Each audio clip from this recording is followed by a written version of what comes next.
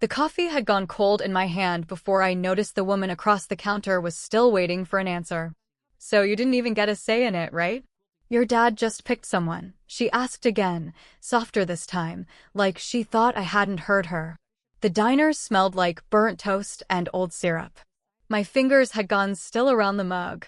I opened my mouth to correct her and found, for the first time in years, that I didn't actually know what the correction was. "I'm Rebecca. On this channel, I tell the parts of my Amish life that don't fit neatly into either story people want to hear. If you've ever had a harder time explaining the true version of yourself than the simple one everyone already believes, stay and tell me in the comments." I have been asked that question, in some form, more times than I can count since leaving.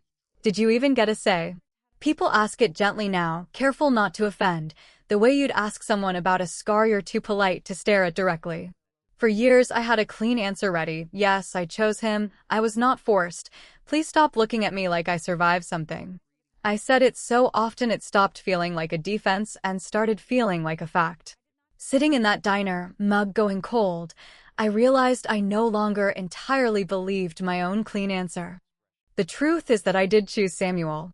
Nobody stood over me with a Bible and a decree. There was a singing, and he walked me home afterward under a sky so full of stars it felt almost unfair that anyone would need convincing that such a life could hold real tenderness in it. He asked, I said yes, and for months afterward I told that story to anyone who assumed otherwise, a little proudly, a little defensively, because it felt important that the outside world understand we were not what they imagined. What I left out, both from the story I told outsiders and from the story I told myself, was the shape of the choosing. I did not choose Samuel from a wide field of possibility. I chose him from the small number of young men in our district who had not already been spoken for, who our families considered suitable, who had not given anyone reason for concern. It was a choice. It was also a choice made inside a room with very few doors.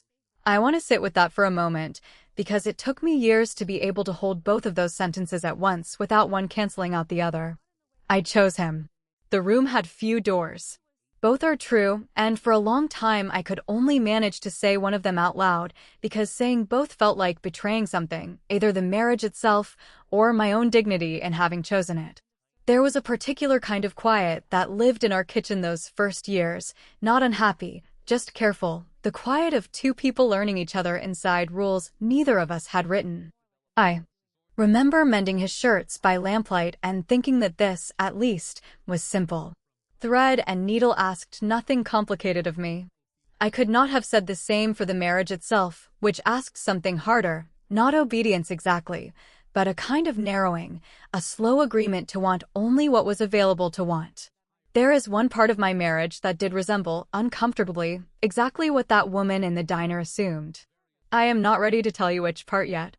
I will tell you that it exists, and that it is the reason I have never been able to give a simple answer to a simple question, no matter how many times I've been asked it across diner counters and dinner tables by people who mean well and want, understandably, a clean story. The Ordnung shaped more of that choosing than I understood at the time, not through direct command, but through 1,000 small unspoken boundaries about who was acceptable, who was watched too closely, whose attention would bring shame instead of pride. Choice existed inside those boundaries the way water exists inside a glass. Real, and shaped entirely by the container. I did not see the glass for years. I only knew I was thirsty, and the water tasted, at the time, like exactly what I wanted.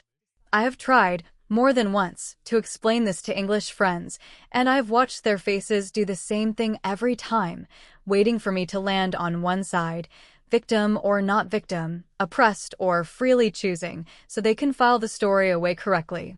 I no longer try to land anywhere. What I have instead is harder to say and slower to tell, and it starts with admitting that the myth and its opposite are both too simple for what actually happened in that kitchen, under that lamp, inside that narrow, real, chosen life. The part that matched the myth was this: 3 years into the marriage, I wanted to leave, and I could not name a single place I would have gone. Not because anyone had locked a door. Because every door I could think of led back to people who would see my leaving as proof of something broken in me, not in the marriage, not in the system, in me. I had no trade the outside world recognized, no money that was mine alone, no family who wouldn't have grieved me as though I'd died rather than simply moved. That woman in the diner was not wrong to wonder if I'd had a real choice. She was only wrong about which moment to ask it in. The choosing had happened at the beginning, under stars, with real affection. The trap, if you want to call it that, showed up later, quietly, once affection wasn't the only thing keeping me there anymore.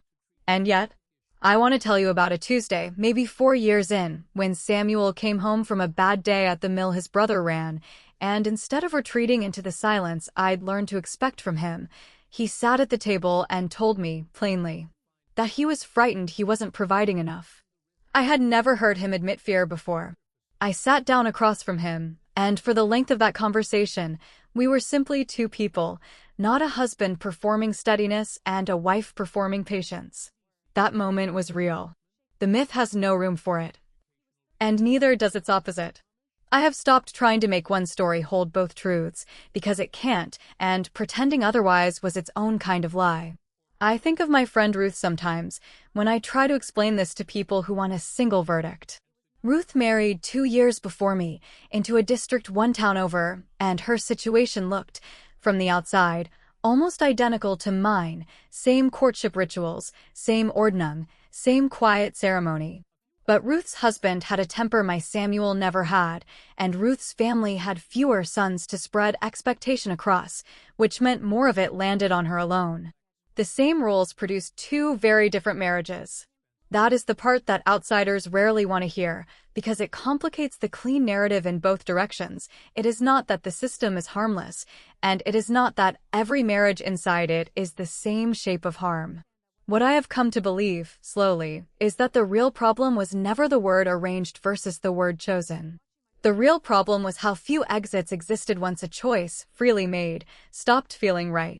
An English marriage gone wrong has, at least in theory, a door, a lawyer, a lease somewhere else, a family that might not approve but usually won't disown. Mine had a door too, technically. It was simply a much smaller door, guarded by more grief, and I did not walk through it for a long time, not because I was forbidden, but because the cost of walking through it was designed, quietly, to be almost unbearable. I used to tell the simple version of my story to English friends, because it was easier than this. Easier to say either I was forced or I chose him and it was fine than to sit in a diner and explain that both were partly true and neither was the whole truth. I did that for years.